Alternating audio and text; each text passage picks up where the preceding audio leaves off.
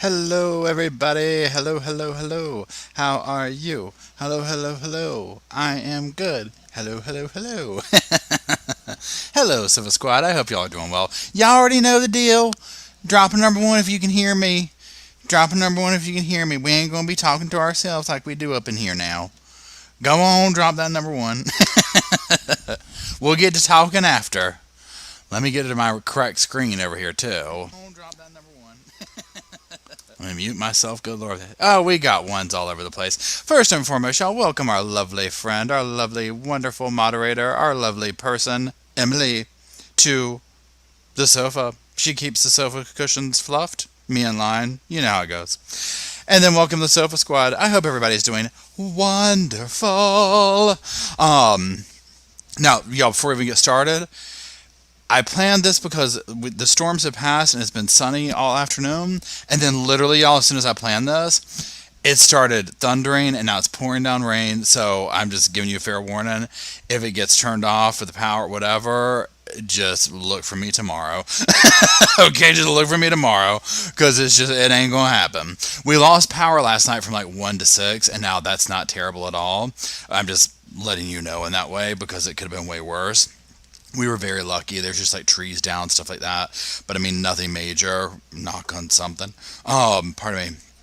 And yeah, so that was kind of it. I actually ended up sleeping in my car for a little bit because I was like, I don't know about y'all, but for me, if I don't have air moving in the house, that does me in. It can even be a little bit warm, like power goes off warm kind of thing, but I need that air circulating. And the air was not circulating outside last night. The power went off, and so eventually I was like, I'm gonna take my blankie and go sit in the car and turn the AC on, and that I did for about 3 to 4 hours. And I'd be like this. I'd be like, okay. And you know what I did? A couple of things, y'all. Before we get started watching this, I was watching the behavior panel talk. Don't ask me what. Well, I know why. Dissecting Gypsy Damn Rose. So I was coming in and out of incoherent bad sleep hearing her talk. Y'all, you already know I woke up in a bad mood. I was like, I can't with this anymore, okay? And that's a whole. We're gonna have a whole other live chat because I could go on about that. We're gonna do another live chat where we watch another part of her courtroom stuff and talk about all the stuff going on with that. So let's just move on. The biggest news here, besides Sarah, y'all, and I need your opinion, and I'm going to say what, and I'm going to read the chat room to see what y'all think. Okay, so, you know the Julie Rowe interview, which we looked at it on the other on this channel, I'm sorry. Well, my video of it, number one, comes out tomorrow, so it was like on my mind. So, Nate Eaton posted a tweet, like a thing today, about a person who's buying the Daybell property and basically turning it into like a park or something like that, which is amazing. I love this. So I was just like this. I was like, I'm going to not shoot my shot, but you know what I'm saying. I jumped in Nate's DMs, okay, and was basically like, I absolutely adore you. I love you. And not a creepy way. I didn't say it like that. But, you know, thanked him for his reporting. And I was like, do you have a business address that I can send you something? He wrote back. And I said, you know, your poker face for Julie Rowe is amazing. And he was like, that was some interview. And he gave me his newsroom, like the address for their business or whatever. So here's my question. And I said, I'm going to be sending you a coffee mug. So I am going to send it. So this is the question. How do we do it? I said, I'm going to send him a can't roll your eyes hard enough. Can't roll my eyes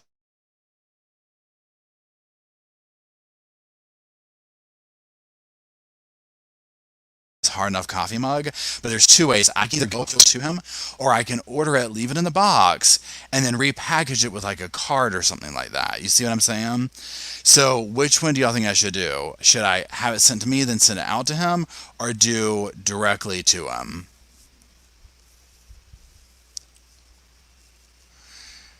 And I'm just reading the comments. Yeah, it hiccup for a second because I saw it on my thing too. But we're still here. Repackage some with stickers and swag. Oh yeah, that's a good idea, Jen. And hey, Jenny, how are you? Leave a card either way. Yeah, okay, yep. Swag. Okay, yeah, okay. I didn't think about that. You know what? I'll do that. I'll have it come here. I'll get a little package and put some stuff together and a little thank you card. I've met him and his wife before, and Emily did too. He loved Emily. I mean, as we all do, especially if we met her. But yeah, I like that. And I'll put some other stuff in it. And just kind of thank him from the Sofa Squad or whatever. I think he'll get a kick out. Do y'all know how bad I would be screaming if with his dead ass poker face? Well, I got it right here. Well, no, it's a different one. We got the G Thanks Sarah Cup today. Pretend like he's interviewing Julie Rowe, and she's talking about that stuff, and he just has that dead ass serious look, and all you see is this, but they can't roll my eyes hard enough. I mean, would that not be pure comedy gold? Seriously, like literally every reporter needs one, right? Like everyone needs one. Okay, so yeah. Excuse me. So here's what we're gonna do. So this is what we're doing today. We are watching Sarah Boone's back in court. This surprised me. Okay. I've been out and about doing errands, all that stuff today, so I was like, we got to watch it together. Now, it is on 1.25, the speed up thing or whatever, to get us through it. So we're just going to watch it. I know it's something about, from what I can gather, she did get her way. Also, from what I can gather, it's about her handcuff thing or whatever. I mean, I don't know. A lot of you probably already watched it. But I will be stopping along the way. Yeah. That's it. So, there you go. I hope everybody's doing well. Hey, Audra, how's it going? Let me see who all's in there. Hey, Mimi, Service Dog, Shirley, Emily. Someone to judge. I know, right? Oh, my gosh. Hey, Vic, how's it going? Shirley, Tim. Hey, Lulu. Jenny Price, how are you? Oh, I appreciate it. Alicimo, I hope I said that right. Sandy.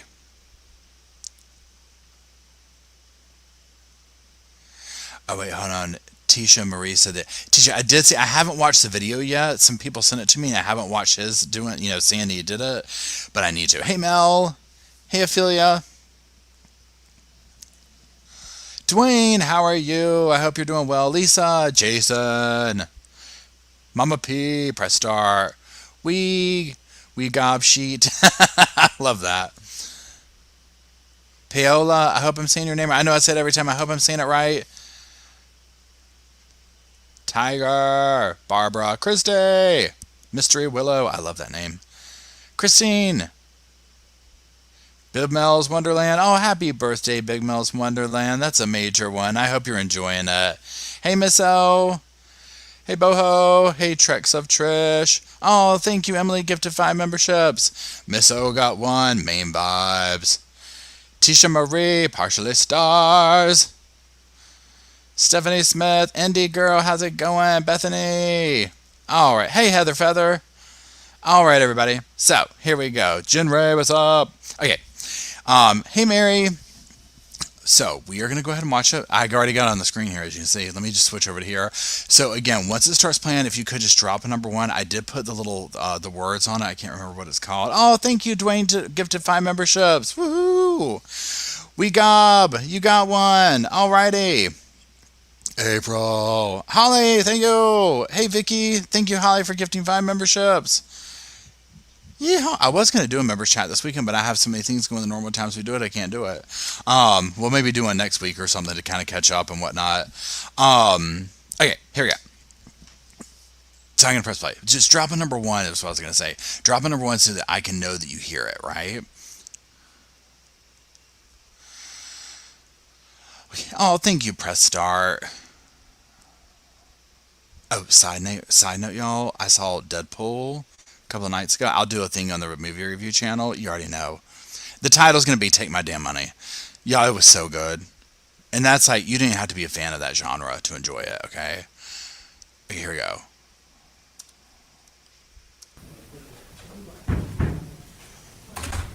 When she sped up at 1.25, it gives her extra sass. What's that? Dave Petro on behalf of the state. William J. for state. Can y'all hear them? Raise your right hand. Madam Clerk will swear you in. It's so bad. All right, ma'am, good morning. Well, can you state your full name and date of birth for the record for me? Okay, we had a hearing this month had entered a scheduling order and notice of hearings. Ma'am, that was sent to you by way of mail. Did you receive that? Static's gone. Okay, all right. I heard it I know that you too. brought up concerns regarding mailing, and I just wanted to go through the historics with regards to mailing. As you may recall, back on June 28th, we had a hearing where I granted Ms. Cushman's motion to withdraw and addressed your forfeiture, alternatively a waiver to counsel. You were hand-delivered a copy of that order. On May 25, we had a hearing and an order was entered and a notice of hearing was set. That order was hand-delivered to you. Thereafter, there was an order setting hearing that was entered on July 29. That letter, or that order rather, was sent to you at P.O. Box 9109, Seminole, Florida 33775, which is the Orange County Corrections Department mail address for general inmate mail. That was remedied the next day. On July 30th, a certificate of service was entered to the appropriate address, identifying you, your inmate number, FDC-B4, P.O. Box 4970, Orlando, Florida 32802, which is the address that you placed in your motion and your notice. That certificate of service included the notice of filing of the memorandum from the Orange County Corrections Department, Security Operations, and there was also a certificate of service providing you the Justice Administrative Commission's response to motion seeking due process costs. The next mailings was a notice of mailing of documents by your former attorney, Patricia Cashman, which was the transcripts of depositions of Detectives Chelsea Copsell and Scott Lowen, which were taken on May 7th, 2024. That was e-filed on August the 1st, 2024, and mailed to you with address to you, your inmate number, FDC Dorm B, P.O. Box 4970, I apologize, P.O. Box 4970, Orlando, Florida. Did you receive those deposition transcripts? I did. Okay. Then the notice of delivery, would you recall when you received those transcripts? Everything that you are stating was received on Monday. The 5th? Correct. Okay.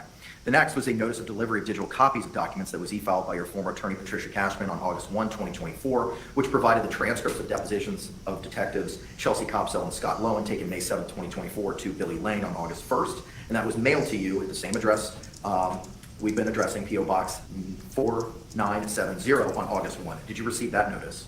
I'm sorry, what was that for? Notice of delivery of digital copies of documents, which reflected the deposition transcripts of the detectives I just identified to Mr. Lane. To be honest with you, I don't know. It was a lump sum of a giant amount of paperwork, and I haven't gone through it yet. Okay. They had me sign about 4 or 5 different documents, so. Okay. You poor thing. And the last was a certificate of service that was just e-filed on May the 5th, which was provided to you as well on August the 5th. It was provided to you on August the 5th at the P.O. Box we've identified by way of U.S. mail, which was a copy of the order authorizing the defense to incur costs for private investigator and the scheduling order and notice of hearings entered August 5, 2024. Have you received both of those? I did, and I have questions on that, please, whenever. In just a moment now. So I know that there was a concern with regard to mailing and things purportedly not being timely provided to you. There was only one order, the order of July 29th, which was sent to the general mail delivery, and that was remedied the exact next day on July 30th. So that clerical error as to the wrong address was remedied one day after the original order was sent out on July the 29th. I just wanted to put that on the record and again, identify for you, ma'am, that nothing's being withheld from you and everything is being timely served to you as required. Now, you had questions about the JAC order. I will revisit those in just a moment. I've got a sticky with regard to that. And I was going to say, please, if I may, about the address. There were 2 or 3 different documents that were uploaded to the tablet. So those 3 documents, without knowing specifically which ones they are, those were also sent to P.O. Box 9101. I don't know what you're talking about. I don't We're know. talking about supposedly just one document that was mailed to the incorrect address. It was more than one. That's not correct. Court scoured the court file this morning, ma'am. The court has not filed anything other than what I've identified since that June 28th order where you were representing yourself pro se. So that is incorrect. Is it something that I need to record and bring back, or is it that big of a deal? I can't answer that question. That may call for me providing you legal advice. Okay. But I can tell you that other than the July 29th order, which was remedied the next day, everything has been sent to the appropriate legal mail address as provided by the Orange County Jail. We've had this hearing today to address a couple of things based on the scheduling order and notice of hearing that was entered August 5. The first was the digital evidence issue.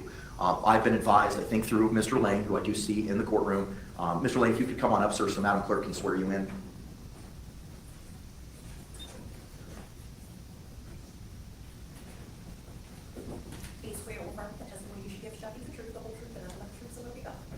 All right, Mr. Lane, good morning, sir. Can you state your full name and your affiliation for the Prison Investigations, please? Billy Lane, Chief Investigator, Owner Prison Lane. Mr. Lane's gonna be talking about, look, we need to up it to 15,000. We've already run through that other 5 in just damn 24 hours. She's got me running left and damn right. He's gonna retire off this case right here. I understand part of the order from Monday was regarding the state's digital evidence. I understand that may have been provided on a USB drive to you, Mr. Lane. I want to hear from the state with regard to that first. So either Mr. J or Mr. Castore. Yes, Your Honor. We have tendered to Mr. Lane a copy of our the exhibit list with our expected items of evidence that will be received, along with expected witnesses that, to be called at the trial. A copy of that was provided on the USB with the exhibits, the witness list, also proposed jury instructions, and a stipulation as to victim ID for her review as well. Okay. And when was that provided to Mr. Lane? Just now. Okay, all right. The witness and exhibit list that is included on that USB, do you have hard copies? I do, Your Honor. I would like to file them in open court. That was going to be my next question. And I Okay. have a copy for defense. Okay, very good. As well. Deputy Bruce, if we can get the copy of the witness list and the exhibits and take that from Mr. Lane and provide it to Ms. Boone. In Your Honor, the state's position is that given that our exhibit list contains within it a witness list as well, we would ask that that document be sealed the way the witness lists are routinely sealed. A copy of that request to seal is there with the notice of the witness list on the initial page before our notice of the exhibit list. What I have in front of me is the notice of provision of witness list and then the notice of expected evidence and witnesses in trial. I don't have an order or. It wouldn't be an order, it would just be that first document you read, reference to the notice of provision of witness list. Got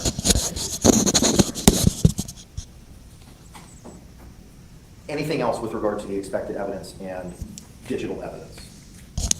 Okay, so just for my own understanding, there are 9 files on the USB drive that are digital in nature. Is that correct? Yes. Okay, all right. And those are all on the USB drive that is going to be provided to Ms. Boone? Yes, they're broken down by folders. And the folders, or the names of the folders, do they match the names in the digital evidence list? They roughly match. I believe that on there may be some slight change of terminology from, I believe, files found on iPhone as opposed to suitcase, videos, and still shot. Okay, all right. State, anything else to add with regard to the digital evidence? No, I also have a copy of the thumb drive as well that Mr. Lane has had an opportunity to copy for his client that I can tender tend it to Mr. Lane, to tender to his client. Is that different that we've already given him? He had an opportunity to copy it, but this would be their copies are retained. Okay, all right. So you can go ahead and provide that. Do you want to mark that as an exhibit for the purposes of the hearing? I guess not, since it's going to be transferred directly to Mr. Lane.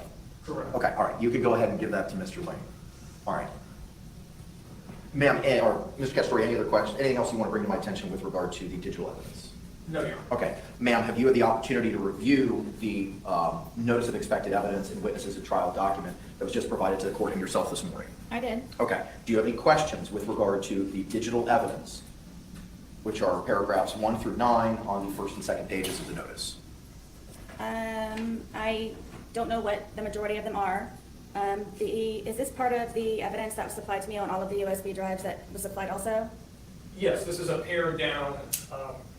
All of the items referenced in our notice and provided on the USB have already been previously disclosed and given to defense. Okay.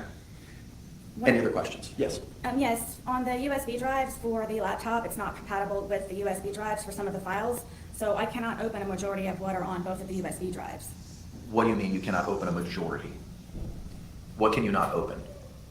I don't know specifically which files. I know that some of them come up as videos, some of them come up as JPEG, some of them come up as different formats, but there's an entire page of multiple icons that come up, and every time I try to open one, it won't let me review it. Okay. So I don't What know. does it say? I don't know.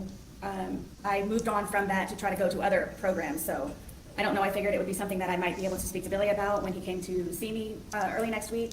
So, but I'm just stating to the court now, that's one of the problems that I'm having with the laptop. But you said it's a majority, but you can't identify specifics for me. That's what I'm trying to figure out. What is it that you're not able to look at? It doesn't identify what they are. I need time out for 1 second. Now, for those who watch this live, he sounds sassy today. Or is it just because it's sped up? Because he sounds like over her today, right?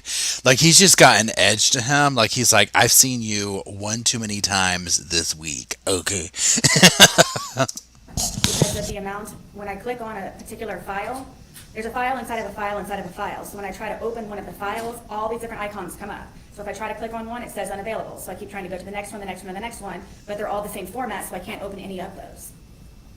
Okay. And how many times has that happened? The one time One that file, 10 files, 20 files, 50 files, or was it just the one time and then you moved on to something else? I don't know how many files were in it because I didn't bother to waste my time on trying to open. I believe I tried to open about 8 or 9 of them, and then I just moved on from that folder into another folder. And the other items in the other folder, were those accessible? Were those viewable? For the most part, yes. I have not had a I don't know moment what to. for the most part means. I haven't had time yet to explore it. Oh, I'm talking sassy. I'm talking sassy. He's giving her right back. He's matching her energy. I am absolutely here for it. We need to send him a consolation prize at some point. Let's continue. Into the dorm environment. So as soon as in the amount of information, the vast amount of information that he has on there, I'm trying to figure out a way where I can sit in it. I have a letter to you that I wrote to the captain, a copy for you, so you know what I'm trying to work on in order for privacy to be had. So I haven't explored both USB drives to the fullest potential that I possibly can yet. Just from the moment that I have attempted to do so, the one problem I have had was with the one folder with many icons in it. I attempted to open about 8 or 9 of them, could not, so I moved on to whatever was next. Okay, all right. Dave? Yeah, I could add to that everything that we have provided on this USB file, we have checked. It's all on standard formats. For instance, the public surveillance video that's referenced in our notice, we included both the original Publix files from there, and then we also had those files converted to VLC because they are easier to play in VLC. So if she clicks on that folder, she can click again on a subfolder, and she will find VLC files for where the Publix video has been converted.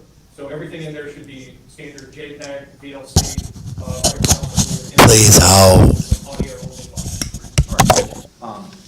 Ma'am, do you have any other questions with regard to the digital information or digital evidence identified in the notice that the state's provided to court and yourself this morning? That was what was just handed to Mr. Lane. So, Mr. Lane, you and I would go over that when you and I meet. I will be meeting with you tomorrow. There is a concern that I will not be able to transfer this to this booth through the jail protocol. I have a remedy for that. With regard to, well, let me finish with the digital. Any other concerns, ma'am, as to the items identified in this notice? Until I'm able to open them and see them, no, I do not. Sure, okay. State, anything else we need to talk about with regard to that issue? Not in regards to that issue. Okay, all right. So, Mr. Lane, I'm going to ask that you take possession of that dump drive that was tendered to you in court this morning, and you advise the court that you're going to be meeting with Ms. Boone tomorrow. Is that correct? About approximately what time are you going to be meeting with her? If you know? 9 a.m. Okay, all right. I have had the opportunity to have further conversations with Major Muhammad at the jail, including conversations regarding the physical documents. Ma'am, are you still requesting hard copies of the documents? I am. Okay. The jail has advised me that they've had conversations with you related to any other property or legal documents that you may need. Have you ever advised the jail that you have everything that you need and don't need anything else? No, one of the sergeants came and spoke to me yesterday, miscommunication of some sort, where I explained to her what I'm trying to do with purging my property in the property department so I can anticipate those discovery hard copies. Was that Tracy Hall? No, that was Hall. Her last name is Hall. So it was Hall, H-A-L-L, correct? Yes. Okay. But someone sent her to me to see me, so I just... Here's the thing. Was that Tracy Hall? No, it was Hall. That sums up this entire situation with her. Just, you don't know which, it's like her knee-jerk reaction is to disagree, just to disagree. And then you pick up the pieces after. don't know who that was. Who was it you communicated with yesterday regarding your personal effects that may have been in a property locker? Miss Hall. Okay, all right, thank you. Do you know Ms. Hall's first name? I don't know any of the officers. Okay, all right. So in conversations with Major Muhammad, they are going to be able to accommodate you having your paper copies. So Mr. Lane, I know that you took custody of those and have had them. So tomorrow, when you Absolutely, I don't want to hear anything else from her about that damn discovery, okay? She's got the paper copies and she's got it on the jump drive. We don't want to hear anything else about it. If we have a motion over some damn paper clips and highlighters, I will lose it. you meet Ms. Boone at approximately 9 a.m., you will meet Mr. Mohammed as well. Well, let me ask this. Are you able to go to the jail today?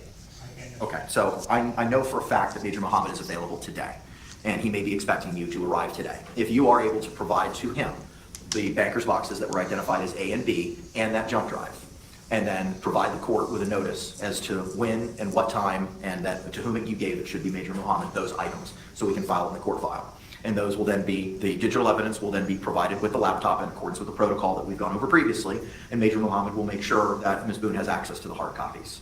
So after conferring, well, let me ask this. State, do you have any other position with regard to the motion that was set to be heard today, the defendant's motion regarding seeking for hard copies?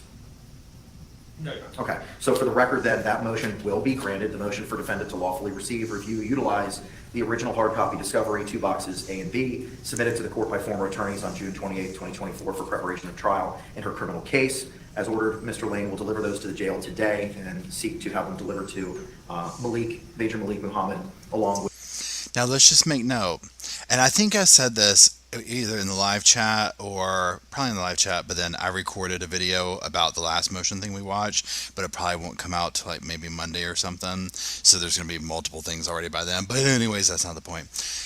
This is the thing, and granted, like, for the sake of dotting your I's, cross your T's, I'm glad she got the hard copies. Her behavior is rewarded because she gets what she wants. People like her, this is what they do. They walk in circles and talk in circles and drive everybody crazy until they get what they want, because they usually get what they want, right? She got the hard copies. How much ring around the roses do we do over this, right? with the digital, the USB drive with the digital evidence. Mr. Lane, the deposition transcripts of Detectives Chelsea Copsall and Scott Lowen were purportedly sent to you on August 1st. Did you receive those from Ms. Cashman? Yes. Okay, were they a part of the two USB drives that we addressed on August 5? You have the smaller one, which was everything you digitized from the two boxes, and then you have the larger one of other materials that you had been given previously. No, but I do have a drive that I can put them on and make sure they get to the jail today. Okay, if you could make sure, sir, that when you drop off the other two things, digital copies, I know Ms. Boone has identified that she has the physical copies, but I'd like to give her digital copies just in case. State, do you have any questions with regard to the court's directive to Mr. Lane regarding the hard copies, depositions of the detectives, or the digital evidence the state may seek to admit in trial? No, Your Honor. All right. Ma'am, do you have any questions for Mr. Lane regarding those three items? Okay. Can Mr. Lane be released? Shocking. Okay. If you want to, can he be released, ma'am? I guess I'll see you at 9. Okay. Sir, if you could endeavor to do that today, I would greatly appreciate it. All right. Thank you very much, sir. Thank you. All right. The next matter this morning is the defendant's motion for defendant's reasonable freedom and movement by allowing her to be unshackled, unhandcuffed, to function equally and comfortably while utilizing the courtroom that was hand-filed with the court on August 5, 2024. Courts have the opportunity to review that motion and the law regarding restraints. State, do you have any positions at this time with regard to the defense's motion? Your Honor, in speaking with courtroom security, we would oppose the motion, and we have Corporal Gavin Lowton available to supplement this court's knowledge on the issue. Okay. So, ma'am, we're going to have a hearing on your motion. The state will call the corporal. He will be inquired by the state as to some concerns that they may have, and you'll be given the opportunity to ask him questions or cross-examine him after the state's concluded asking any questions. Do you have any questions about that process? Is that today? That will be happening right now. Yes, ma'am. Okay. Do you have any questions about that process? I don't. Okay. All right. Let's go ahead and call your witness. State. State would call Gavin Lowton.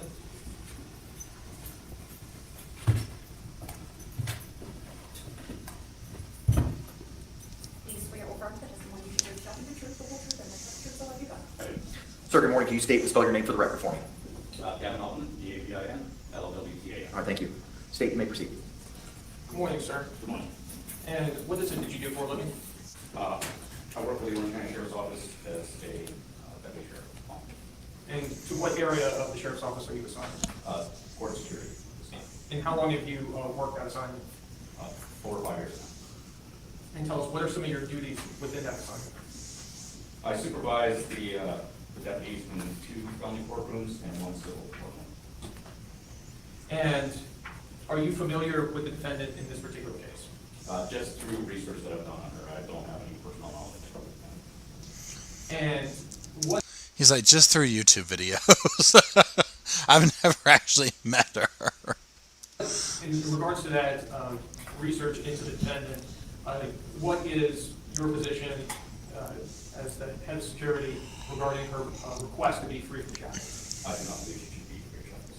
And why is it that you have come to that conclusion? Based on her current charge of second-degree murder, she also has previous domestic arrest for battery by strangulation. She has 3 separate incidents at the jail for non-compliance, where she was told to attend her court hearings, or scheduled court hearings, and she refused to do so. And then even when the corrections officers told her she could be charged with contempt of court, she still refused to attend those hearings. Those kind of, when you combine all that, I mean, it shows propensity for violence and not wanting to follow lawful commands and orders of law enforcement personnel. What accommodations can be made in order to keep concealed the fact that she is shackled or restrained during trial? So when the defendant is here, she would just be in leg restraints. She wouldn't have a belly chain. She wouldn't have handcuffs on. We've modified the leg restraints by wrapping tape around the chains. So even if she's made motion or movement, it wouldn't make noise to alert the jury as to that she's got restraints on. She would be brought in and sat at the defense table prior to the jury coming in and being seated, so they wouldn't see her walking in with restraints on. And there's a panel in front of the defense table that prevents the jury from seeing that she's got leg restraints. Your Honor, I don't believe I have any further questions at this time. Go on, Sarah, question him. Ma'am, do you have any questions for Officer Logan? I do. Go ahead.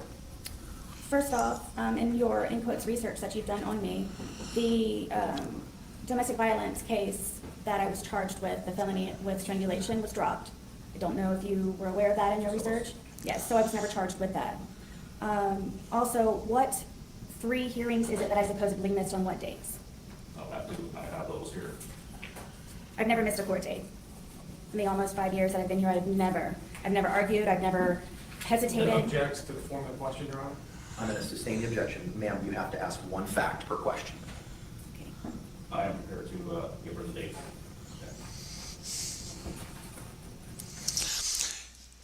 He's got damn receipts, and I'll have to say she's gonna play. She's like, I've never done that. Do you got video?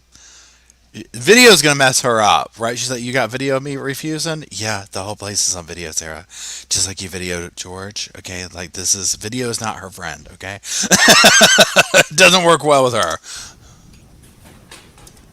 On September 15, 2023, that was one of the times you refused to attend. October 16, 2023, and January 28, 2021. And do you know what those were specifically for?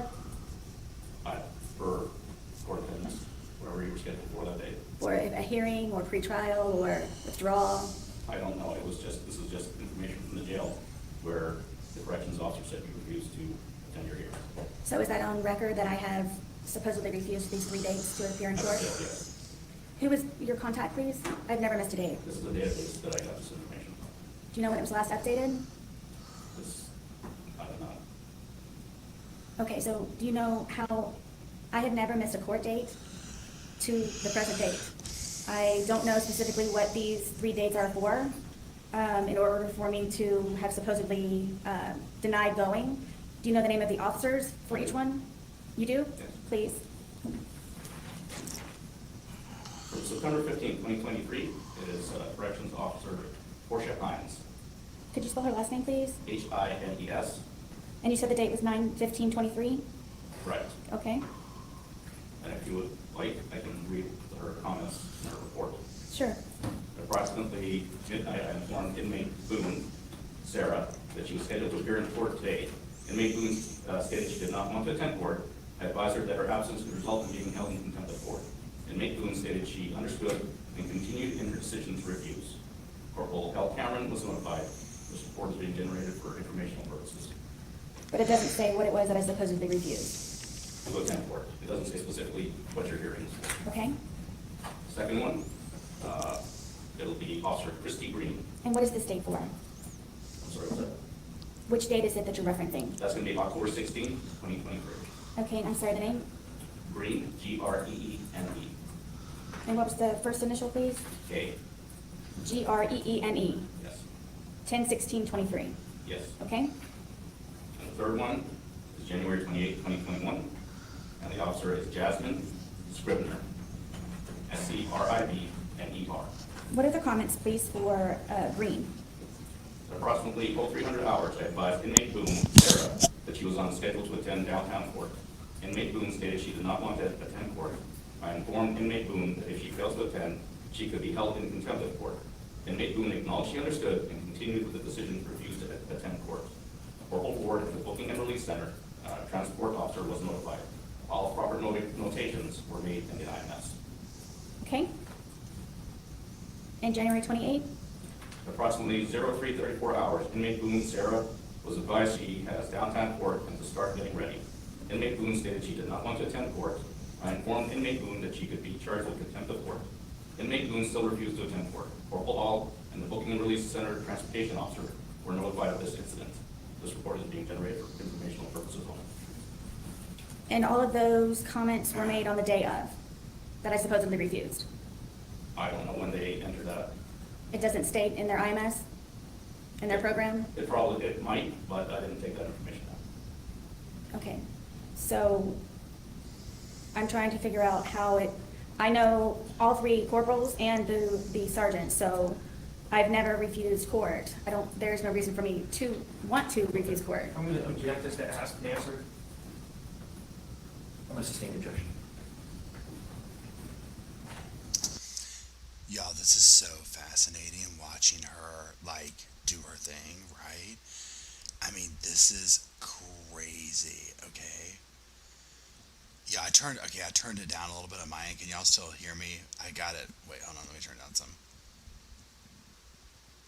How is this right here? Hold on, there we go. I turned my volume down. I turned my volume down on the speaking thing. Sorry, but I messed the whole thing up. Y'all, this is crazy watching her do this. I mean, but here's the thing too. So number one, you see where she's like going down. I mean, she's gonna go over every detail like this, y'all. She is gonna. But you know what? This is. I mean, I'm surprised that she's really tearing this apart like this. I mean, she's kind of like, for someone who has to represent themselves, I'm like, okay, girl, you've been hiding something. I didn't think she was going to be this professional. Talking about what's the date, what is this for? Hey, Dwayne, welcome back. I'm very surprised. Wow. Yeah, this is fascinating. I'm glued to this. So the domestic violence, the original, was dropped. I was never charged with that. Object as to relevance, Your Honor. Overruled. You can answer the question, sir. Okay. It was dropped. You were charged and arrested. I don't know why the state dropped it. It could be because both parties, based on the report that I read, did not want to cooperate, so they probably didn't have information to go forward with the charges. That does not mean that you didn't commit the act. It just meant the state felt that they didn't have a case that they could win. What is your definition of probably did not cooperate? Was it a fact or you're just guessing? She just learned that from the judge. Remember when he was like, what does whatever mean? She just learned that. She's going to use it too. She'll be saying caveat here in a minute. Watch. Your Honor, I'm going to object to the question. Objection sustained. She got a little sassy.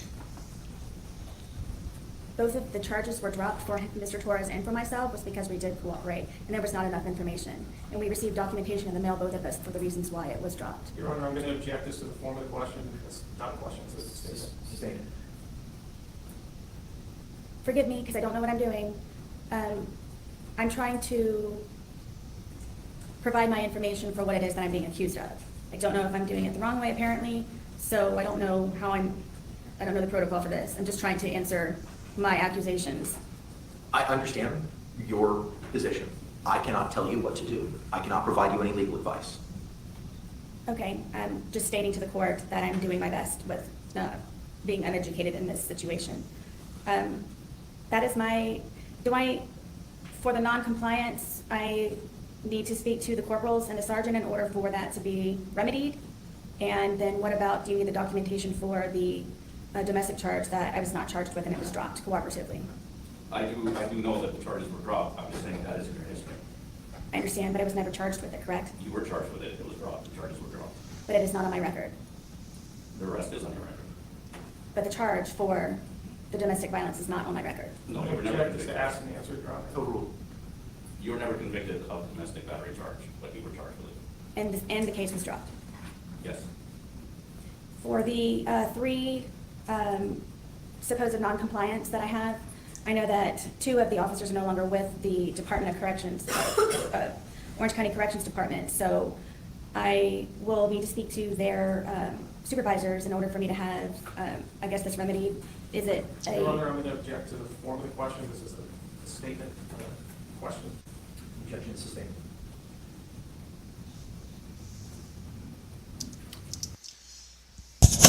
Sarah ain't playing.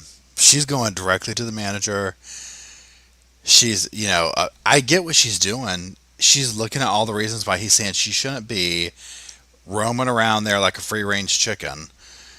And she's tearing all his reasonings apart. I mean, I'm surprised she kind of knows to do this. You know what I mean? Like, granted, she's maneuvering about in a way that a regular lawyer would be, they would know how to do better. But I'm really surprised that she's like, knows how to be this aggressive, if that makes sense. I guess I will provide information to you for the non-compliance occurrences that I'm being charged with. Your Honor, again, I'm going to object. That's not a question, it's a statement. The objection is sustained. I know this is a lame question, but what does sustained mean? That means the state. I absolutely love that. I absolutely love that. What does sustained mean? Why do y'all keep interrupting me with that word, sustained? I love it. Legal basis for you asking that question is correct, and the court will not permit you to ask that question Thank you. in the way that it may be asked. What do I need to provide to you in order to have that remedied in order for me to be unhandcuffed? Your Honor, again, I'm going to object as to the form of the question. Overruled. Whatever documentation, but I believe that the decision as to whether or not you'll be in restraints will be made today. I understand, but it can be made. What's that? The decision in order to be unhandcuffed. Correct. I suppose if you have documentation to say that this was all fabricated, then I wouldn't be able to use this. Correct, as you telling me about the domestic violence. That cannot be used against me either. It is still part of your history. I can bring it up. Right, but just to clarify and conclude, I was not ever charged with that. Again, I'm going to object as to ask and answer. Sustained. Okay, do I provide this information to you? You can provide it to the state.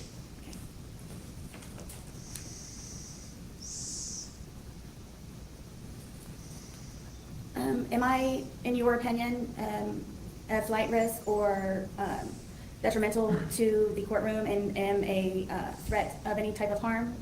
Based on what I've researched, I don't know you personally, but based on my research, I don't think it would be appropriate for you to not be in restraint. And then what was the year, please, for the charge that was dropped with the domestic violence?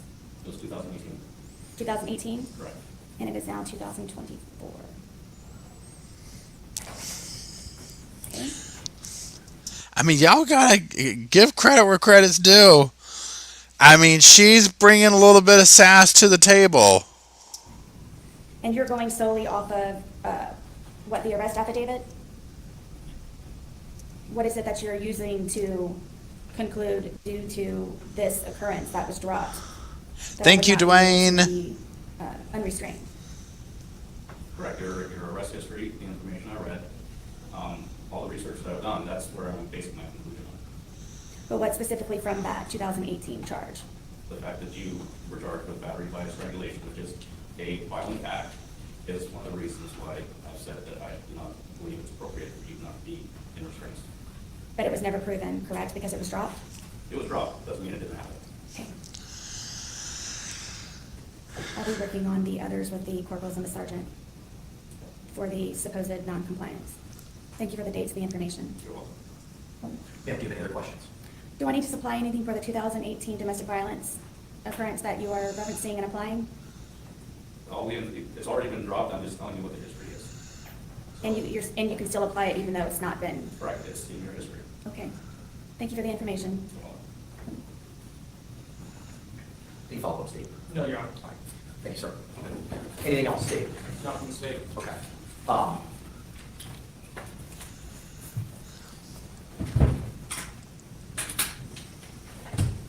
see Deputy Barnett here. Could you come up, sir? She's going to get everybody today. She's going to get them all.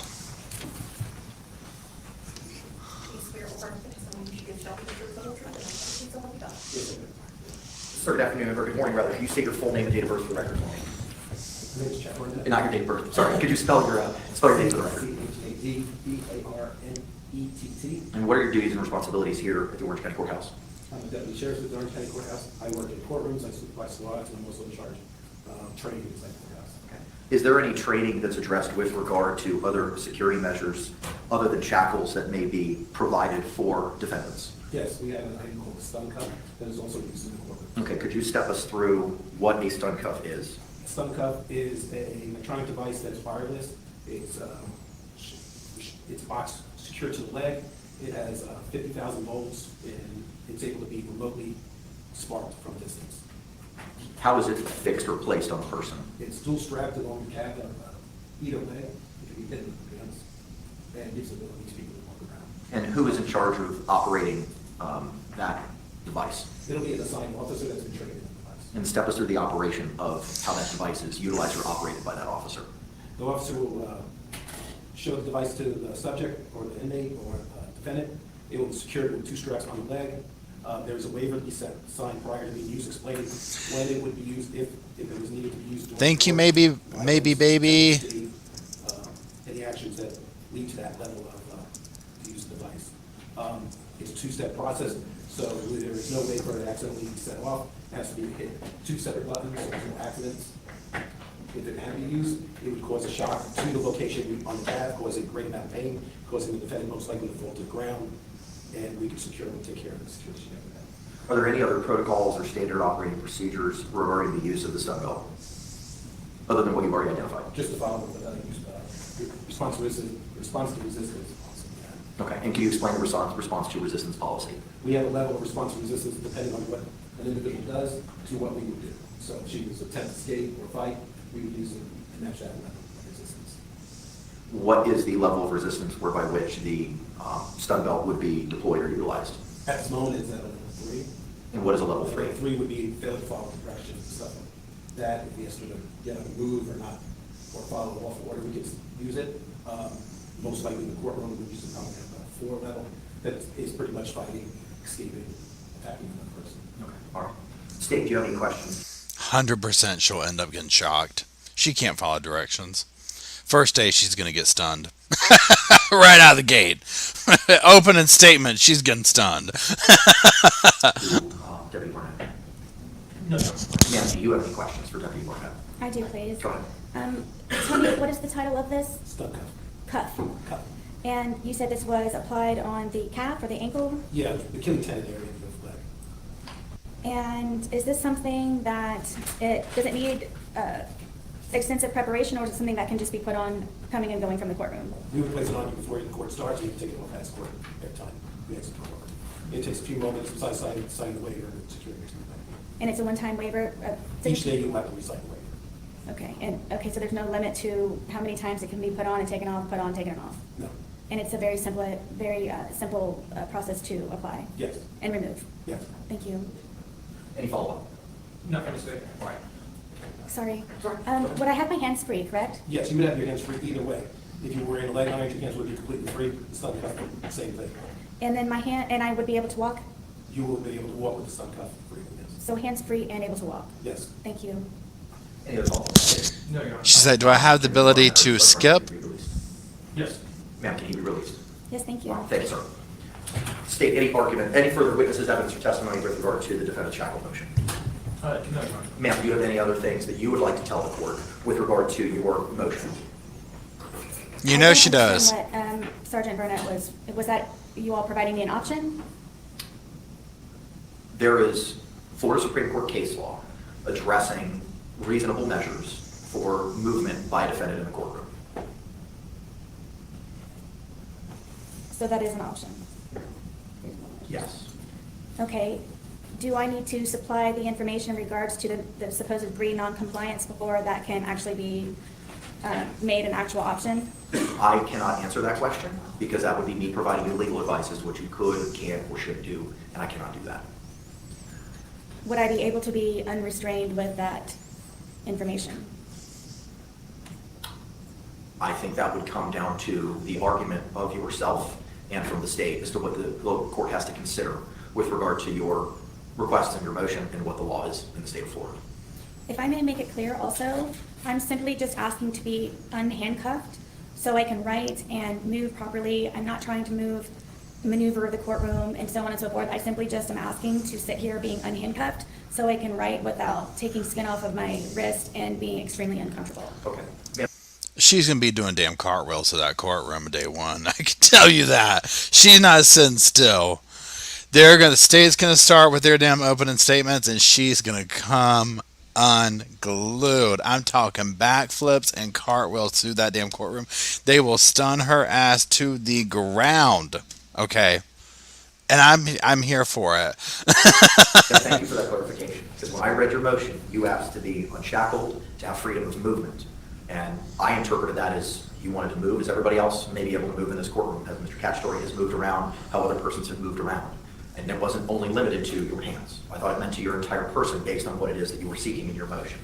So just for the purposes of my own clarification, is your motion only seeking to have your hands not bound so that you can move your hands, but otherwise shackles that may be on your legs would continue to stay there? Right. I don't currently have shackles, but I don't know what is in regards to trial procedure. And in regards for you not having the clarification of me just wanting to be unhandcuffed, is it my responsibility, or I don't know if you can answer this, but you don't ask questions, which is what got me in this predicament from the get-go of having no counsel, because no questions were ever asked to me.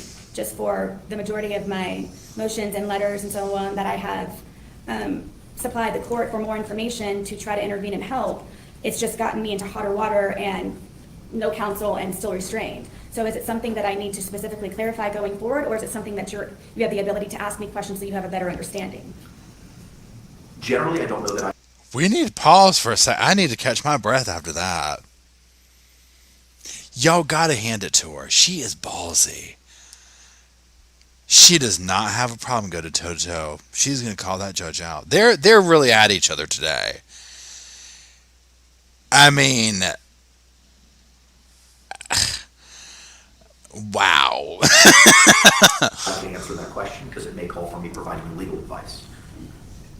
If I'm asking questions, it's because I'm trying to clarify things from my understanding. I cannot ask questions on your behalf. I cannot ask questions for you. I cannot assist you in any process, be it this hearing or at trial. Right.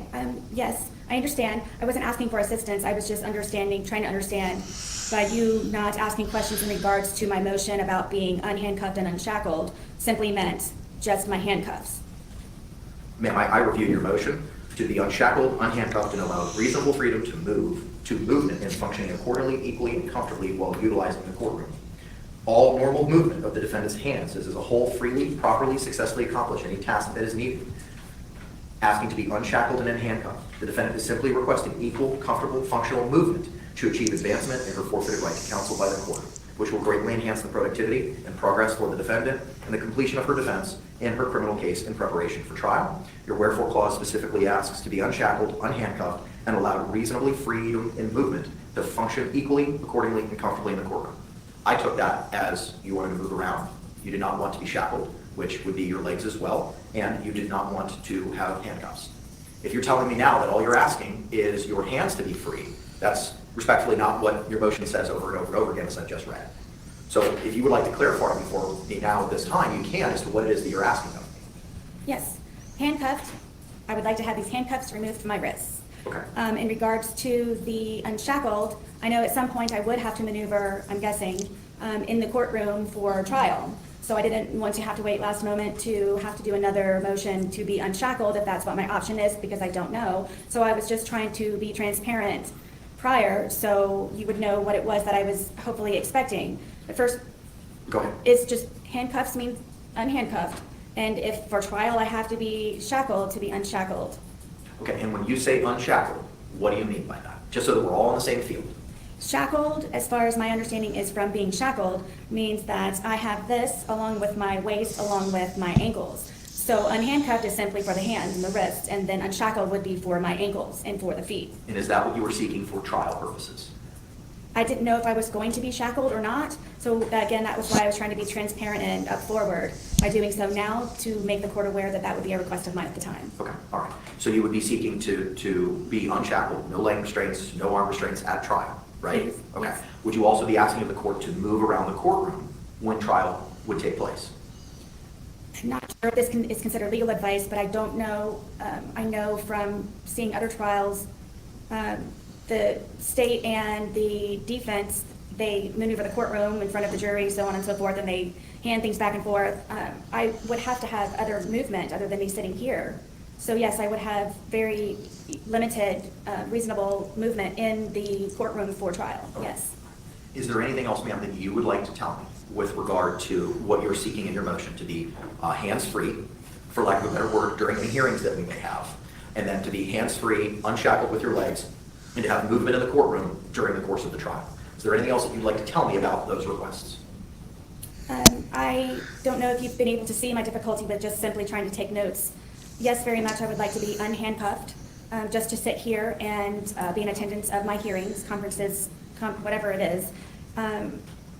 For the trial, when the time comes for any limited movement that I would have, the stun cuff, I would sign a waiver now, just whatever it is that I can do in order to enable myself to be able to have the same comfortable atmosphere and movement and equal opportunities just as everyone else. Thank you. Anything else you'd like to tell me, ma'am? No, Your Honor. Okay. State any argument. Your Honor, you've heard the Sheriff's Office's position. They're in charge of courtroom security. They presented basically their position is she should not be unshackled, but you've also heard from Deputy Barnett who explained the options that are available to the court. Our position is if you do not allow her freedom of movement with the stun cuff, then today is probably the best day to start talking about the logistics of how we're going to do this trial so it does not create the inference that she is an inmate. Does that mean the state will be sitting at counsel table to question witnesses? How are we going to go about getting back and forth to the clerk and to the witness to present exhibits if she is not going to be able to do the same with shackles? So we just want to bring everything to the court's attention so we can get it all settled today. I agree, which was the purpose of why we wanted to set it for today, to address all those. Yeah, so here's my thing, because I thought that when they went to trial, they did that in any ways for the inmate to make it look like they weren't an inmate. I get she's going to want to get up and move around and stuff, but I mean, yeah, it adds a little bit different. But remember Daryl Brooks, how I think they did the same thing with him or something like that, right? I mean, but I think he had the way more behavioral stuff behind the scenes than she did. Circumstances, and again, think ahead. Ma'am, do you have any closing remarks or arguments that you'd like to make to the court about your desires to be unhandcuffed, unshackled, and or utilize the stun cuff? I believe that it is unfair that you, number one, want me to represent myself, and then number two, you would like for me to represent myself while being handcuffed, to be able to progressively and actively participate properly in the same as others with just simply being able to write notes. At some point, I'm sure I will be bringing things with me to court that I need to reach for, to open, to pass normal functions in a body as a whole with the same equal level as anyone in the courtroom would have in order for myself to be able to do the same and function fairly and appropriately. I don't know if this is legal advice or not, but in a trial, are you able to tell me, are defendants shackled, or is this something that I don't even need to worry about because they're not even shackled? Typically, ma'am, the defendants have leg shackles that, as Deputy already identified, Deputy Lowton identified they're wrapped so that they're muffled, so that they don't jingle jangle or bring any noise attention. Privacy panels located in front of the defense counsel's table would prohibit the jury from seeing those. Their hands are free, but the legs are in restraints. Thank you. Yes, I very much would like to be unhandcuffed, just to simply take notes and function normally and equally, just for hearings. Thank you, Dwayne. And so forth, which we have a lot scheduled futuristically. And then when trial comes about, either way with trial and or hearings, the stun cuff, I am readily awaiting for that to be an option and to apply as soon as possible. Whatever it is and however it is that I need to, just to at least just have these removed. Okay, got it. Any closing remarks, Mr. J? No, Aaron, just address all the concerns, which is the court's plan. Got it. All right, thank you very much. I think the Florida Supreme Court has given us the guidance specifically for a case just like this in Weaver versus State, 894 Southern 2nd, 178 by the Florida Supreme Court in 2004. In that case, there was a pro se defendant who was representing themselves who had been charged with first-degree murder, and there was no prior history of violent courtroom outbursts. The defendant in that case was representing themselves, and there was some concerns as to being allowed to move around the courtroom during trial may present some safety hazards. The court identified as there would be, in our case, potential sidebars, access to witnesses, evidence, jurors, etc. That's the damn And truth that, right there. in that case, Weaver's pro se status meant that he would be moving about the courtroom in close proximity to the judge, jurors, prosecutors, witnesses, and potential firearm evidence. This close. And yeah, Natalie, if they give her that suitcase, that's when they'll have their thumb on that button every time she goes to get some paper out of that suitcase. Okay, they can't let her get near that damn suitcase. The proximity to various trial participants arguably raises greater safety concerns than a defendant who is represented by counsel and has no legitimate reason to wander beyond the defense table. Given those circumstances in which a defendant is charged with first-degree murder who is representing himself and moving about the courtroom in close proximity to trial exhibits, especially adverse witnesses, the trial court did not abuse its discretion, even though Weaver had no prior history of violent courtroom behavior. In the Weaver case, the Florida Supreme Court found that the trial court's utilization of a stun belt was not so prejudicial when measured against the other alternative forms of restraint, and whether those alternatives were less prejudicial or viable. There was virtually no alternative to a stun gun given the visibility of other restraints and the security concerns posed by Weaver's pro se status in that case. It is clear as a matter of Florida law that a criminal defendant's right to be free of physical restraints is not absolute, and that under the circumstances in the Weaver case, the decision to employ a stun belt constitutes a rational exercise of the trial court's discretion that was reasonably necessary to ensure order and safety in the courtroom, especially in light of the defendant's pro se status. In that case, we had a firearm. It was first-degree murder. Here we have second-degree murder. And a suitcase. Identified by Officer Lotan as to non-compliance in jail for purportedly refusing to return to show up at court, and the charge itself. The charge itself has some level of concern because it is a second-degree murder, but I don't see how where we are right now is not on all fours with Weaver, especially coupled with Ms. Boone's acquiescence to utilizing the stun cuff and saying she'd sign the waiver today. She doesn't have to. You'll have to sign the waiver when we get to trial. So unless I hear anything alternatively from the state, the courts would grant the motion that she would be unhandcuffed for any hearing we have moving forward. Instead of her position in the box, we would probably have her seated at counsel's table, unless I hear an objection from the state as to that. We'll address motions first. State, any position with regard to being unshackled and B, being seated at counsel's table for any motions moving forward? No, we defer to the court and the sheriff's office, who was in charge of security. Our concerns are just making sure that she's given a fair trial and fashioning a remedy that is a fair presentation for the jury to observe. Okay, perfect, thank you. All right, so now, the court's gonna grant your motion, and then you will be unhandcuffed for every hearing moving forward, and instead of being in the jury box, you'll be seated at counsel's table, okay? You may still have your leg restraints on, but you'll be hands-free. For the purposes of trial, in accordance with Florida Supreme Court decision in Weaver, you will be hands-free, and you will not be shackled with legs, but the stun cuff, as identified by Sergeant Barnett, will be affixed to you, and you'll have to sign that waiver. Do you have any questions for me, ma'am? For sitting here in the counsel's table, you also said that I would be shackled. I'm not shackled now. Will I be shackled then? My understanding is that you were. If you're not, and the only thing you have is your handcuffs? Correct. Is that correct? Correct. Okay. If that's the case, then you'll be seated at counsel's table with that, as you are without your hand restraints. Okay, so I would be unbound. Correct. Yes, thank you. All right. See, I feel like with the little, whatever, the shot collar, they should do it where you can adjust the thing. So you could be like 10,000 volts, 20,000. He said 50,000. So from like 10 to 5. So like that way, like say she just starts back talking a little bit, you can be like, send over a quick like 2 seconds worth of 10 to her. Just wake her up a little bit. She gets to looking when the evidence comes out. She gets to look in that suitcase a little bit too hard. Go on and send her over a 20,000 for about 3 seconds, just enough to get her attention. Positive reinforcement like that. The 50,000, she's looking at the window. She's getting ready to grab a pencil, come up over the judge's table. 10 to 20 is it's time for lunch and break, and you keep answering questions. Send her over to a 10 bolt for a couple of seconds. Just get her attention. Just get her attention, okay? We can speed this trial up real damn quick.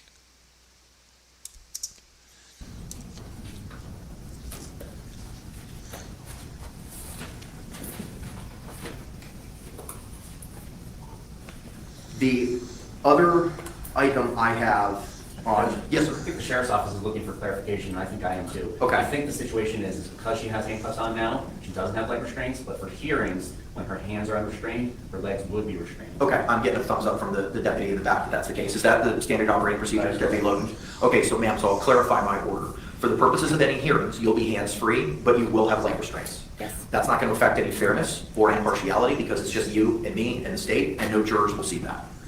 Yes, Also, sir. Judge, when she's being transported from the jail, she is going to be fully handcuffed with belly chains and all that. We can take those off. In when she advance. gets up here. Yeah, I understand that. I'm just worried about the fairness here in the courtroom, especially when we bring in a jury panel. Okay. And for the purposes of trial, ma'am, you'll have no leg restraints, no hand restraints, your hands free, legs free, but you will have the stun cuff affixed to your leg. And as identified by Sergeant Barnett, you're going to have to sign that waiver every day, okay? Of course, and if I may, if anyone knows, the stun cuff, does it go over clothing or does it have to? It is under your clothing, as Sergeant Barnett identified. I have a representative from the Public Defender's Office who I've asked to be here. She's going to have a conversation with you, ma'am, after our hearing, so she can facilitate clothing for you, including pants that would prohibit the jury from viewing that device on your legs. Absolutely, pantsuit, 100%. She's also going to remember the shoulder pads back in the 80s, 100%. 100%. Yes. Okay? Thank you. All right. Does that clarify for you, Sadie? Yes, I just saw them, and I thought that, I saw the confusion based on my experience and how it's done. Okay. We cleared it up. Thank you. Now, ma'am, that doesn't mean that you're going to be able to wander wherever you want in the courtroom. There's going to be spots where you're going to be able to go to. You're not going to be able to walk all the way up to witnesses. You're not going to be able to walk everywhere that you want. There's going to be places that you're going to have to go to. When we get closer to trial, we'll address the box, for lack of a better word, for where you'll be able to go and not go, and I'm going to give the same limitations to the state, okay? I understand. That's the part that's going to have her ass doing the faint and goat in the middle of the courtroom right there, where she has to do specific stuff. She can't follow rules. Now, she'll get in line real quick, but that's where it's in her best interest to do a shot collar with varying levels. So when she starts to talking this, that, and the other, and she goes off track, give her a 20. You know what I'm saying? Now, if she intentionally does, if we get into intentional, where she's intentionally going towards the window to jump out, 50. But just her normal, all this stuff, where she starts pacing and doing her crazy stuff, 20. And be done All with right. it. Are you okay with addressing that later, Counselor? Yeah, I mean, what I would envision is if she needs an exhibit brought to witness, I have no problem getting up and doing that for her. I was going to, either you could do it or I was going to have the deputies do it. So, ma'am, I envision that because you're going to be able to move about freely and our jurors are not going to know that you have any restraints on you and they're not going to be able to see the stun cuff, you can conduct any questions or statements or arguments from where you would like to be in the courtroom, either at counsel's table or at the podium here for you. If you need to approach a witness or you need to provide evidence to someone, I'm going to ask you and the state to both provide that information. Y'all remember, do y'all know who Jenna Marbles is from YouTube? And she went away, and like one of her things is, like, say if I was Jenna Marbles doing a video, I would have painted my face and dressed up and cosplayed the chair, so I completely blended in with it. All y'all talking about the suitcase, whatever. She's gonna cosplay the suitcase. She's gonna dress up like the damn suitcase. You're gonna see, this is gonna pan over the chair. She's gonna be sitting there, face painted with some damn Skittles, looking like the damn suitcase. I'm gonna be like, I'm finished. I'm finished. I'm done. Officially finished. Damn shoulder pads. Cosplaying that damn suitcase.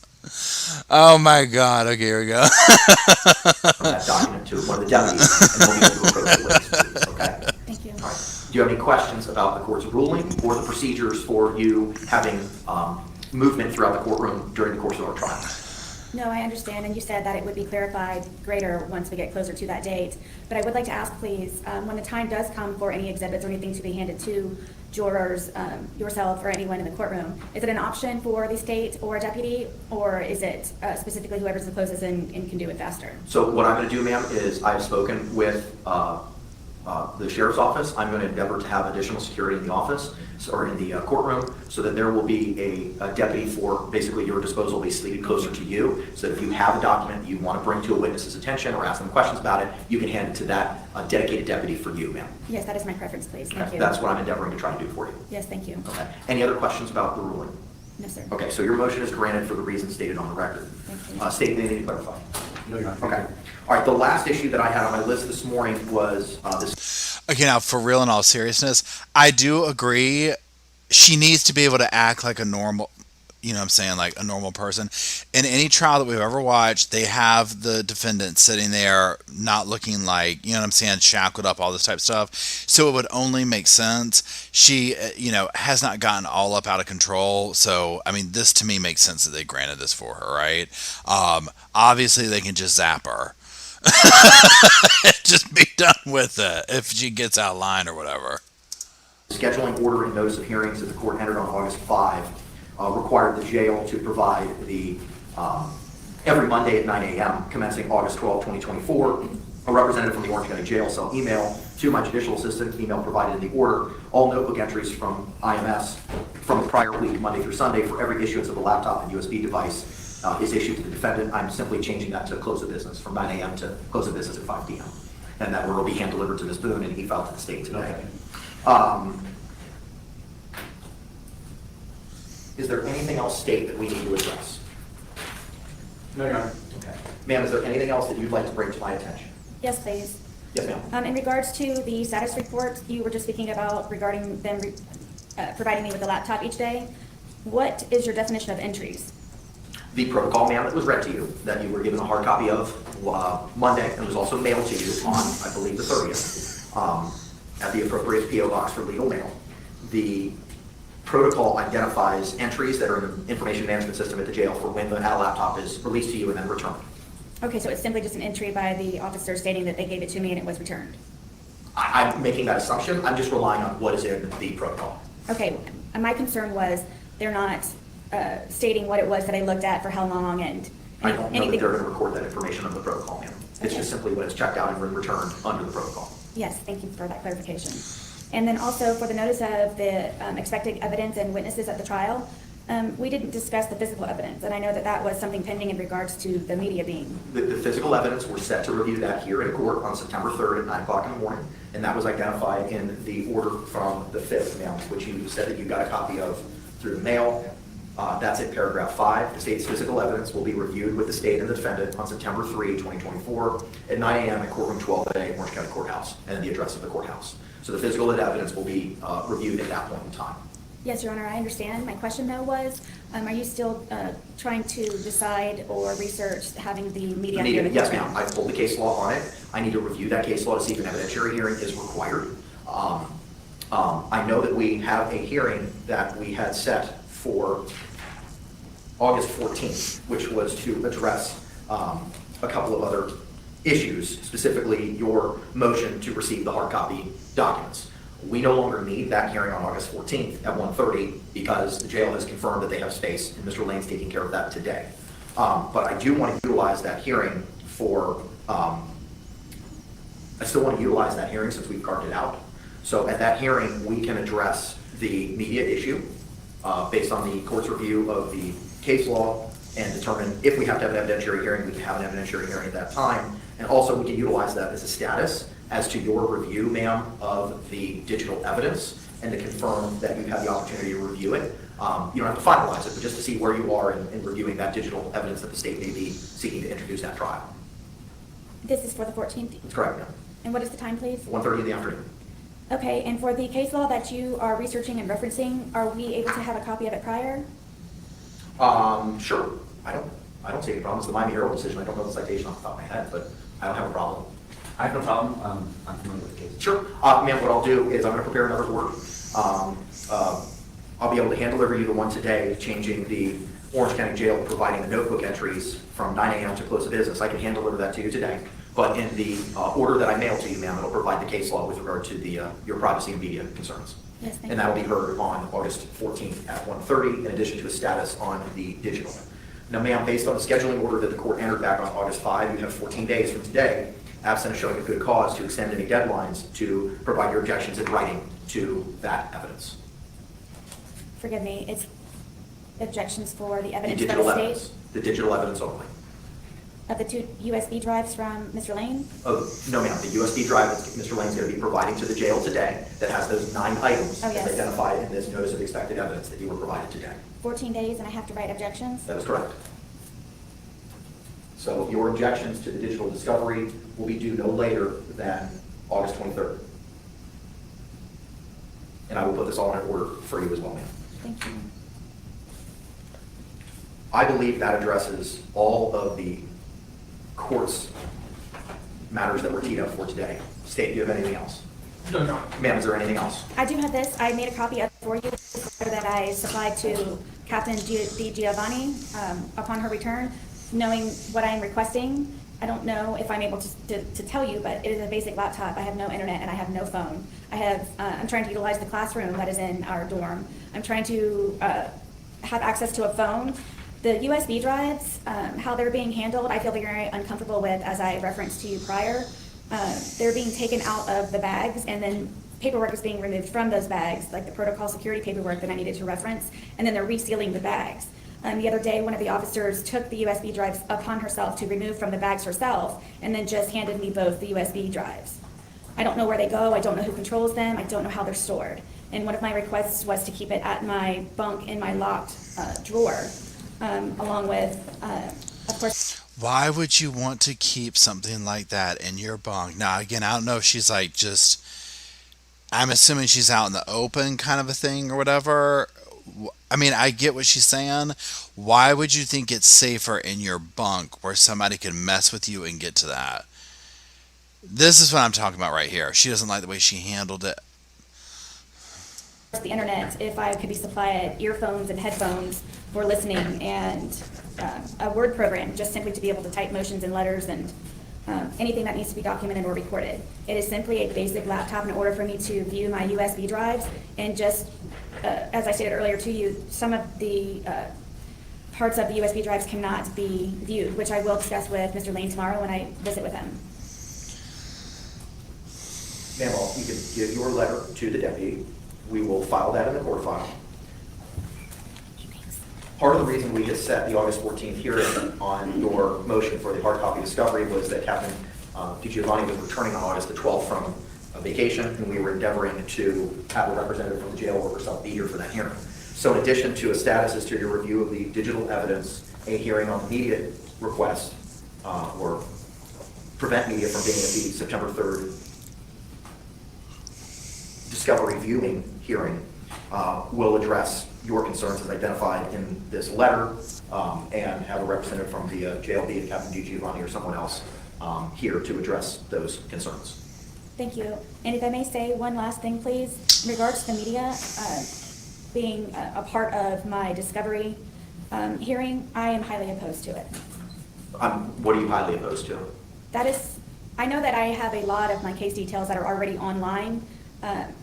For me to be recorded, inspecting and testing and photographing, I believe that is my business only, and one bit of privacy that I should be able to maintain, especially being in the courtroom doing so. You're talking about the September 3rd evidence hearing, right? For the media? Correct. Correct. Okay. Again, ma'am, we're going to have that hearing on the 14th. Thank you. Okay. All right. I would send them money. I would take out loans and send them money to just at least show us her face when they pull the suitcase out and the video. That's it. They can have everything else private. I would love to see that. Any other questions, ma'am? No. Okay, I will see you all on August 14th at 1:30. Oh, thank you. Ma'am, as the attorney from the Justice Administration Commission had identified, he has provided the court via email the pro se packet. I have a hard copy for you, and I'm going to have Ms. Berrios also send you a copy by way of mail. It was already mailed? Okay, we're going to mail you a copy as well, ma'am. Today, I'm going to give this to the deputy to provide to you. This is the pro se packet that the JAC attorney made reference to on our hearing on August 5.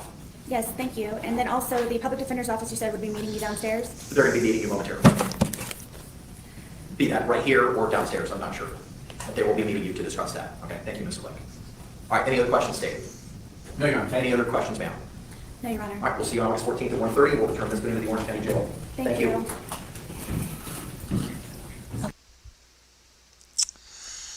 Well, well, well. Well, well, well. Okay, so overall thoughts. I thought she did, I mean, yes, she's annoying, we get it, right? Yes, she's learning to do the things, whatever. She did way better than I thought. Now, she is going to make us all suffer through this, okay? But I mean, she was ripping the right stuff apart that I'm like, yeah, I mean, I get it. I would expect a lawyer to do that. Like when she was talking about like, do you have video of the DV? I know she didn't say that, but you know what I mean? Like, I'm just being dramatic. That whole part, like she was going like, so, you know, what was this? And what were the dates? And what was the person's name? They don't work there anymore. Oh, and now it's 5 years later. I was like, okay, wow, okay. Not afraid to go toe to toe with that judge. 100% going to get electrocuted. This is a given. This is a given. It's half the reason we're watching. 100% getting electrocuted at some point during this trial. You would have expected Daryl to have gotten electrocuted. You kind of don't expect it from her, which is why she will. Because she'll do something. Wouldn't that be funny? I mean, not funny, but you know what I'm saying? If like all this talk, all this rigmarole she's put us through, day one she tried to escape from the jail. Like, she's going to pull a Ted Bundy. Remember how he walked everybody through, got them all real comfortable with the scenario, warmed them up to the whole thing, then jumped out that damn window?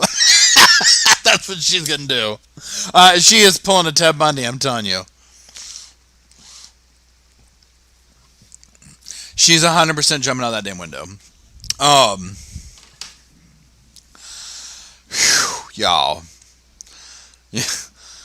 I mean, she's just warming him up. That's all she's doing. Yeah, Bundy was good. He was good. See, this is the thing. Bundy knew how to work him over. Sarah doesn't. She's already on the bad side. Oh my God. So, but I agree. She doesn't need to be shackled up for the thing. Let's put the zapper on her. Let's at least make it entertaining for us, right? Because that thing will take her down. She's going to be a faint and go. I'm telling you.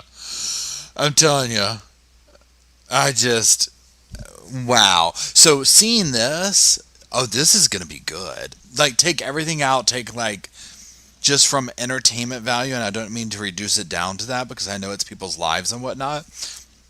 You know, we're talking about injustice and everything. But from that standpoint, it's hours of entertainment. Okay? Hours.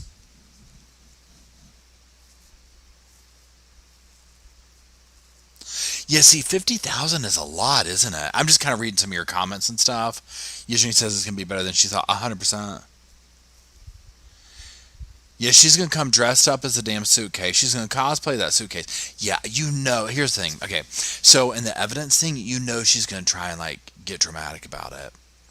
And then she's going to be pointing stuff out. Like, is this a suitcase? We're sure. Where's the property list for it? Is this the damaged zipper on it? Okay, yes, that's a damaged zipper. Okay. Just wanted to make sure. Could we please bring out the damaged suitcase? The inoperable suitcase? Thank you. I can already hear it. Y'all. She's going to be using some keywords, okay? She's going to be using some keywords.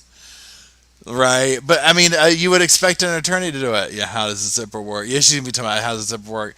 Could you bring out the damaged suitcase that flops over on its own? Thank you. She's gonna set her whole defense up.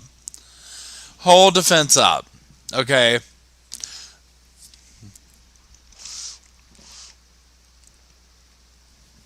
Yeah, sure. Witness says, I've never seen that suitcase before. That's the first thing she'll do. She'll act like, that's it? That's a suitcase? Oh, that's not it.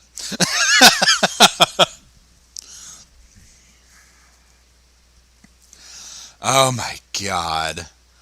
Y'all, I just Dominique says I want the names of everyone who touched the suitcase. I mean, seriously.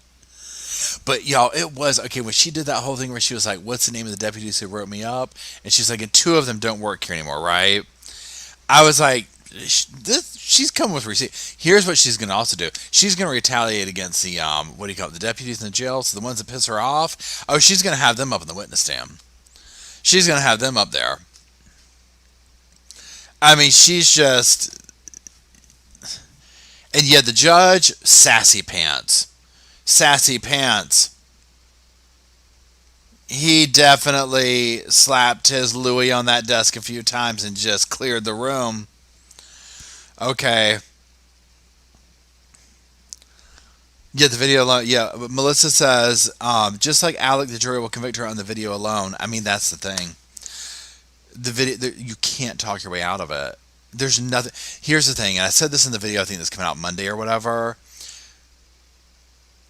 A key ingredient for the last hearings that we watched, if you noticed, and I point this out in the video you'll see next week or whatever, but if you watch or whatever, she continually revisits, I wasn't able to explain myself. I need to be able to explain. She uses the word explain.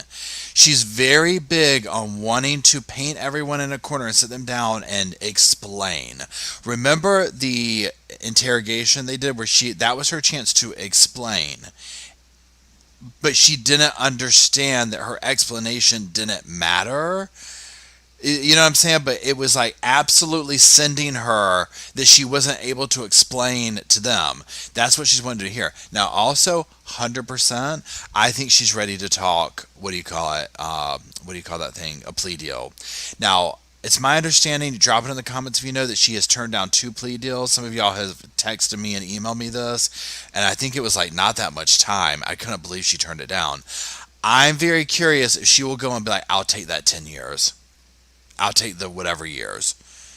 You know what I'm saying? Because remember how they were talking the last hearing about, like, you know, the what do you call it, the plea deal and all that type of stuff, and we're going to meet with her, this, that, and the other. I think that she might be playing the game of, hold on, they promised wouldn't offer it now. See, I went 10 years. See, that's insane that she turned that down.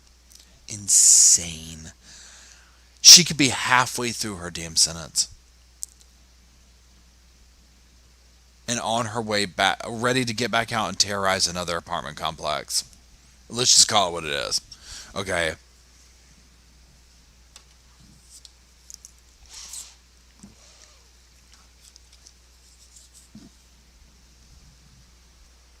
I need to watch the other body cam footage of the one. A few of you sent it to me. I just haven't been able to watch it yet.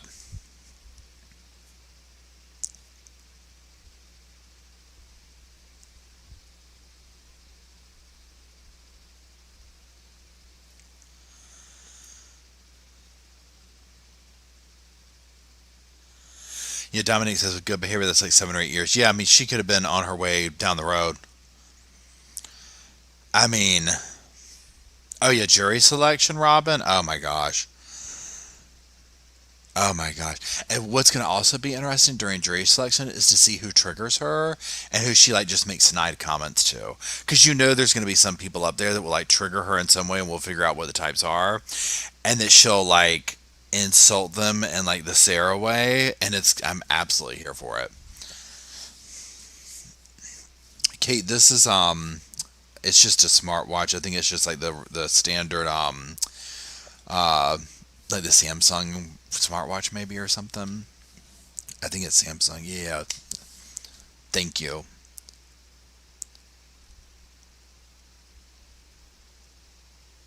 Wait, hold on. Hold on. Wait, hold on.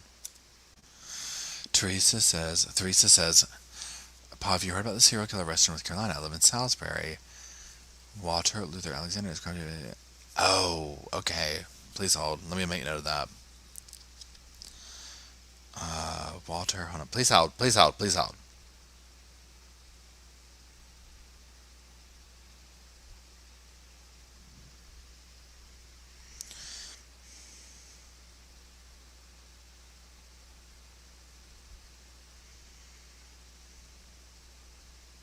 Okay.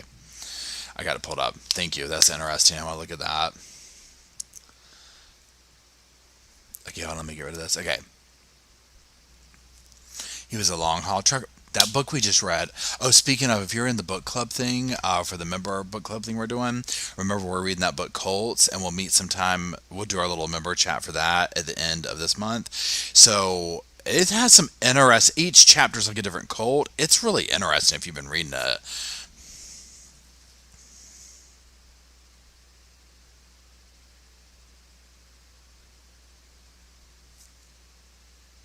Body Cam from 2019. I'll look it up.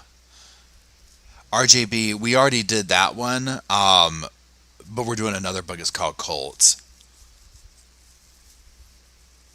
I'll do like another reminder, pardon me, like a reminder post about it in the member section and on Patreon. Helen says, are there any updates about Sebastian? Which case is that? Have I covered that one? Yeah, the Colt book is amazing.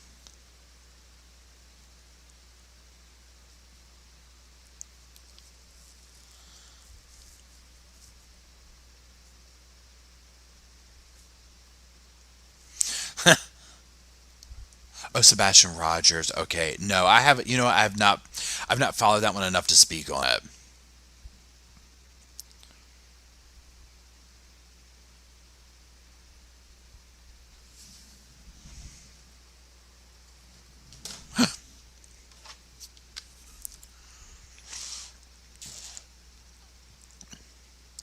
Okay, it says I sent you a YouTube link on Instagram. Okay, I'll go back and look.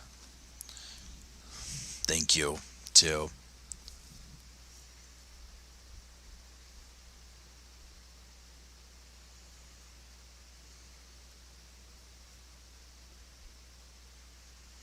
The name of the... Did I bring it? No, it's in the car. It's called Colts. Real creative. I know. What's the name of the Colt book? Colts. I believe it's just called Colts. It's a yellow cover. I just don't have it in front of me right now. It's in the car. I was reading it today earlier when I was waiting on something. The first one is Manson, and honestly, this is so sad. I've read so much on the Manson thing. Like, there's literally nothing new in it, except towards the end of the chapter where they're talking about where they are at now type situation. But yeah, it's definitely interesting. I mean, it's almost like you could do, like, kind of dive into each chapter if you wanted to. Yeah, Cinnabay says, hold on, where'd you go? I'm kind of annoyed with all the no cameras at my murder trial. You don't want any bad publicity. Don't be killing folks. I know, right? Yeah, that's like the... Oh, wait, here you go. Brown-eyed. Thank you, Brown-eyed. That's the hard pill to swallow when we see these cases where, like, the person's representing themselves, stuff like that. I'm thinking most of Derek Brooks and her, where they have done these horrendous things, but they're up there. Yes, the yellow letters, Emily. Yep. Pardon me. But they're up there, you know, kind of pivoting themselves as the victim. It's just, and again, when they play that video, I mean, the jury's going to just be like, they're just going to look over her like, and their mouths are going to be on the floor. I mean, it just is what it is.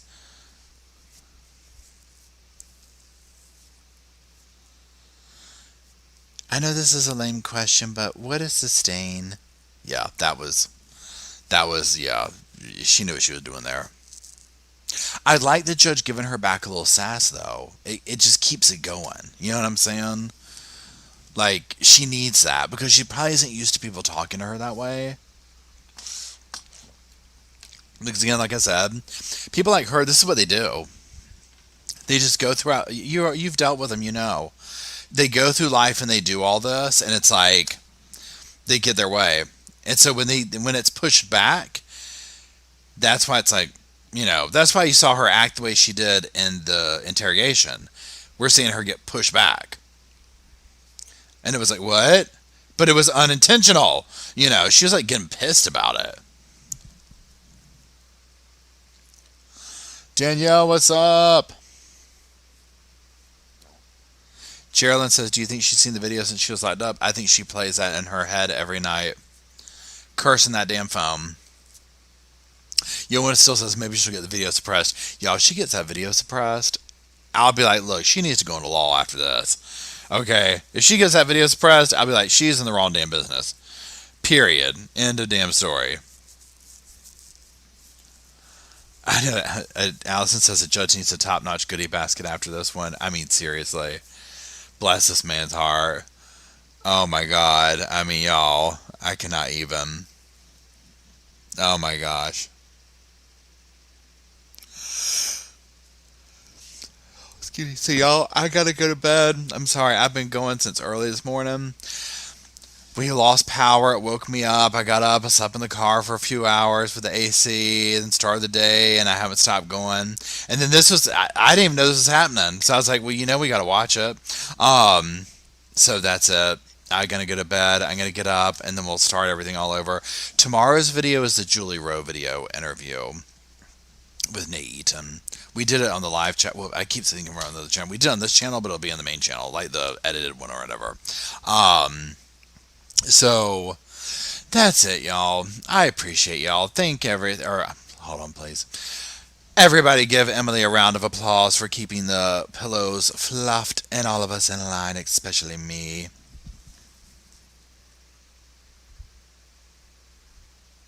And I appreciate y'all, Sofa Squads. Thank you very much. This is fun to watch this with y'all. Y'all make this bearable. You know what I'm saying? So I appreciate it. But y'all have a great weekend if we don't talk over the weekend. Again, I'll have a video tomorrow and then next week. And we'll do that. And thank you, Dwayne, for another 5 memberships. See who won. Yay. Thank you, everybody. Y'all have a good weekend. Stay safe. If you're in the weather that's going on out there, be very careful. Do what you got to do. And we'll talk soon. Good night, everybody. I love y'all. Sweet dreams. Hasta la